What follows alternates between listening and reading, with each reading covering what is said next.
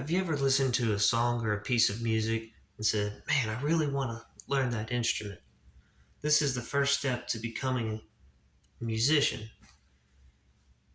But the question is, you hear this call to music, but how do you answer the call? You really need to learn an instrument. I have been a part of this stage of my life, and I've witnessed many other people in the stage of my life that know how to respond to this pull to music. So, people need to learn how to respond to this pull.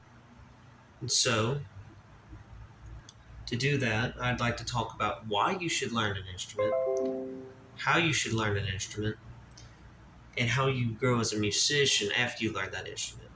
But to start, I'd like to speak about why one should play an instrument. According to the Shankar Mahadevan Academy, playing a musical instrument gives you a sense of achievement. This is not the only reason for learning an instrument, but it's a pretty big one because everybody wants that sense of gratitude towards something, that I can be thankful that I put so much time, so much effort to producing something and finally have created it. So it keeps you from feeling a form of meaningless to say. It's the quote reason to keep going or something like that. But next, how you should learn an instrument. Learning an instrument is all about perseverance. As Music Crown says, that learning an instrument is a tough challenge, but with the right mindset and dedication, it can be done. I agree to this. An instrument can be frustrating to start out with. It is. But if you keep to it, you put your hours in, you can learn the instrument and be very proficient at it. Very proficient at it.